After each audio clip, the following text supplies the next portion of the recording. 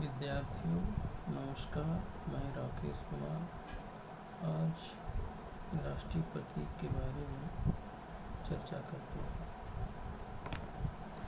भारतीय झंडा संहिता में उल्लेख है कि राष्ट्रीय झंडे के रंगों और उसके मध्य में चक्र के महत्व का यथेष्ट वर्णन डॉक्टर राधाकृष्णन द्वारा संविधान सभा में किया गया था। डॉक्टर एस राधाकृष्णन ने स्पष्ट किया कि भगवा या केसरिया रंग त्याग या निस्वार्थ भावना का प्रतीक है। हमारे झंडे के मध्य में सफ़ेद रंग हमें सच्चाई के पथ पर चलने और अच्छे आचरण की प्रेरणा देता है। हरा रंग मिट्टी और वनस्पतियों के साथ हमारे जीवन को उजागर करता है, जिन पर सभी प्राणियों का जीवन आश्रित है। सफ़ेद रंग के मध्य में अशोक चक्र धर्म के राज का प्रतीक है। चक्र प्रगति का प्रतीक है। झंडा प्राणहीनता का प्रतीक है। जड़ता प्राणहीनता का प्रतीक है।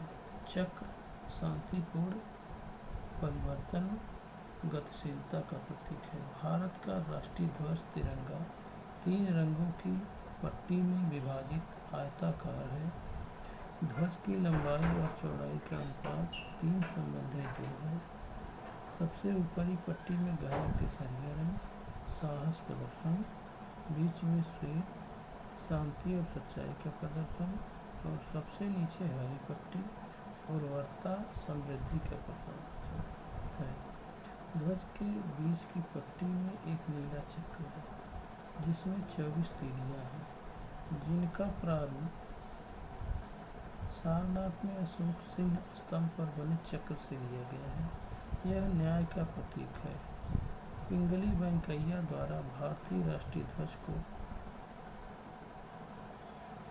राष्ट्रीय ध्वज का वर्तमान स्वरूप स्वीकृत किया गया। भारत का राजचिह्न सारनाथ स्थित अशोक चक्र के स्तंभ की अनुकृति है। भारत सरकार द्वारा इसे 26 जनवरी 1950 को अपनाया गया। इस पर नीचे देवनागरी लिपि में सत्यमेव जयते लिखा है, जो मुंडको उपनिषद से लिया गया है। भारत का राष्ट्रगान जन गण मन 24 जनवरी 1950 को संविधान सभा द्वारा आधिकारिक रूप से अंगीकृत किया गया था। इसके गायन की अवधि 52 सेकेंड है। 27 दिसंबर 1911 को भारतीय राष्ट्रीय कांग्रेस के कलकत्ता अधिवेशन में इसे पहली बार गाया गया था। यह रविन्द्रनाथ टैगोर द्वारा रचित है। वंदे मातरम वर्ष 1950 में भारत के राष्ट्रीय गीत के रूप में अंकित किया गया था।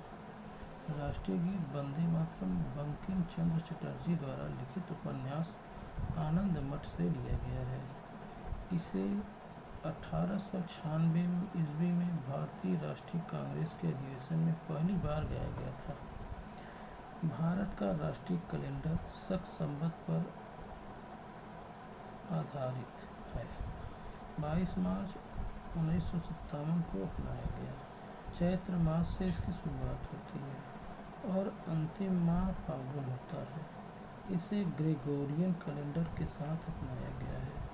सामान्यतः चैत्र माह की शुरुआत 22 मार्च को, जबकि लीप वर्ष में 21 मार्च को होती है। गंगा की डॉल्फिन वैज्ञानिक नाम प्लैंटा निस्ता गैंगेटिका को भारत के राष्ट्रीय जलीय जीव के रूप में स्वीकार किया गया है। भारतीय मोर वैज्ञानिक नाम पावो क्रिस्टेटस को भारत के राष्ट्रीय पक्षी तथा बाघ भारत का पैंथेरा टाइग्रिस को भारत के राष्ट्रीय पशु के रूप में स्वीकार किया गया है। वर्ष 2008 में भारत सरकार द्वारा गंगा नदी को राष्ट्रीय नदी घोषित किया गया। भारत सरकार द्वारा स्वाधीनता दिवस 15 अगस्त, गणतंत्र दिवस 26 जनवरी, गांधी जयंती 2 अक्टूबर को राष्ट्रीय दिवस के रूप में घोषित किया गया है।